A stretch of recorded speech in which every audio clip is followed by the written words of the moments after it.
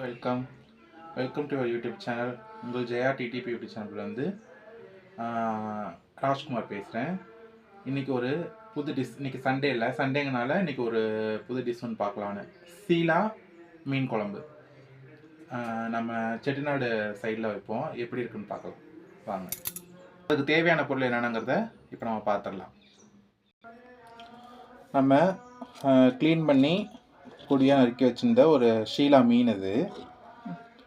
அப்புறம் பொடியாக நறுக்கின வெங்காயம், பூண்டு, பச்சை மிளகா, தக்காளி, கொஞ்சோண்டு புளி ஊற வச்சுருக்கேன். இப்போ மசாலாவுக்கு தேவையான பொருள் வந்து என்னென்னா, தேங்காய், அரை மூடி தேங்காய், உங்களுக்கு எவ்வளோ தேவைக்கப்போ போட்டுக்கலாம். செட்டிநாடு சைடுன்னு சொன்னதுனால பட்டை மிளகா, அதில் சின்ன வெங்காயம் கொஞ்சம் இது போட்டுக்கணும். அப்புறம் ஒரு ஸ்பூன் அளவுக்கு வந்து ஜீரகம்,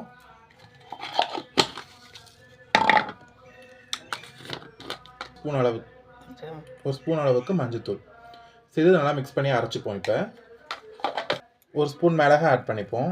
ஒரு ஸ்பூன் மிளகா ஆட் பண்ணிவிட்டு இது ஃபைனாக அரைச்சி வச்சிட்டோம்னா நம்ம இப்போ மசாலா ரெடி ஆகிடும். அதுக்கப்புறம் நம்ம எப்படி செய்கிறதுங்கிறத பார்க்கலாம். ஸ்டவ் ஆன் பண்ணிவிட்டு மண் சட்டி வச்சுக்கலாம். மண் சட்டி வந்து மீன் குழம்புக்கு நல்லாயிருக்கும், அது பாரம்பரிய முறையிலே இருக்கும். அதனால் பொதுவாகவே மண் சட்டி தான் நாங்கள் யூஸ் பண்ணுவோம் வீட்டில். கொஞ்சம் ஹீட் ஆகட்டும், தண்ணிலாம் போயிடும். தண்ணியெல்லாம் இப்போ காஞ்சிச்சுன்னா நம்ம எண்ணெய் போட்டு ஸ்டார்ட் பண்ணிக்கலாம். ஒரு ஸ்பூன் நல்லெண்ணெய் சேர்த்துக்கலாம். நான் நல்லெண்ணெயில் தான் எப்போது மீன் குழம்பு வைப்போம். நல்லெண்ணெய் சேர்த்துக்கலாம். உங்களுக்கு தேவையான அளவுக்கு நீங்கள் எண்ணெய் சேர்த்துக்கலாம். அடுப்பு கொஞ்சம் சிம்மில் வச்சுக்கோங்க. சிம்மில் வச்சுட்டு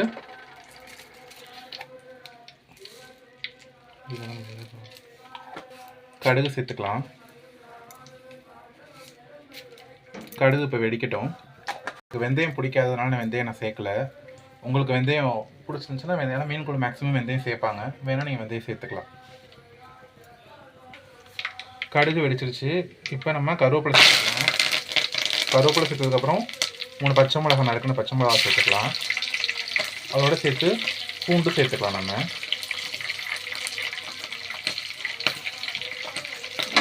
பூண்டு சேர்த்து நல்லா வதக்கிக்கலாம். ஒரு 5 மினிட்ஸ் நல்லா வதக்கிக்கோங்க.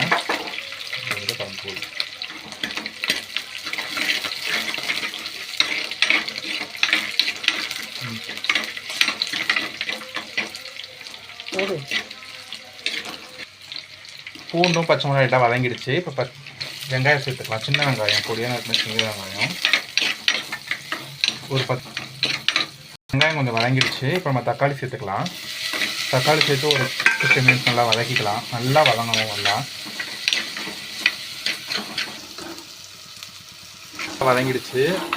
இப்போ நம்ம வந்து வீட்டில் அரைச்சி வச்ச மசால், மிளகு, ஜீரகம், மஞ்சள், மிளகாய், மல்லி, இது தனியாக நாங்கள் எப்போதுமே வீட்டில் அரைச்சி வச்சுருப்போம் மீன் குழம்புக்குன்னு. அந்த மசாலா 3 ஸ்பூன். அந்த மசாலா ரெசிபியை நான் இன்னொரு வீடியோவில் உங்களுக்காக நான் பண்ணுறேன். சிம்பிளாக வச்சிடணும். கொஞ்சம் நேரம் அப்படியே அந்த மசாலா வந்து அந்த ராஸ் ஸ்மெல் கொஞ்சம் போகும். சிம்பிளில் வச்சுட்டு நம்ம வச்சுருக்க புளியை நல்லா கரைச்சிக்கலாம். புளி ஒரு எலுமிச்சம்பழம் அளவுக்கு புளி ஊற வச்சுருந்தோம்ல, அந்த புளியை நல்லா கரைச்சிக்கலாம். சேர்த்துக்கலாம்.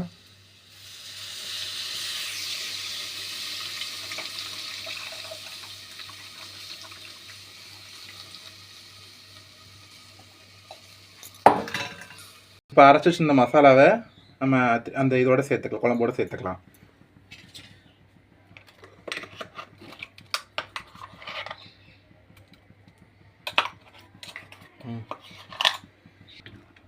மசாலா சேர்த்துக்கலாம். சேர்த்துட்டு நல்லா மிக்ஸ் பண்ணி விட்டுட்டு ஒரு 15 மினிட்ஸ் நல்லா கொதிக்கணும். நல்லா கொதிச்சதுக்கப்புறம் நம்ம மீன் போடலாம். நல்லா கொதிக்கட்டும். குழம்பு நல்லா கொதிச்சிருச்சு. இப்போ தேவையான அளவு உப்பு சேர்த்துக்கலாம். உப்பு சேர்த்துட்டு இப்போ நம்ம சீலா மீனையும் சேர்த்துக்கலாம். மீன் சேர்க்கும்போது அடுப்பை சிம்மில் வச்சுக்கோங்க.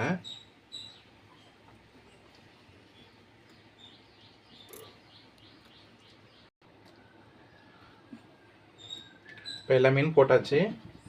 ஒரு 15 நிமிஷம் நல்லா கொதிக்க விட்டோன்னா மீன் குக் ஆகிடும், மீன் குழம்பு ரெடி ஆகிடும். சுவையான மீன் குழம்பு ரெடி ஆகிடுச்சு. சீலா மீன் குழம்பு செட்டிநாடு ஸ்டைலில்.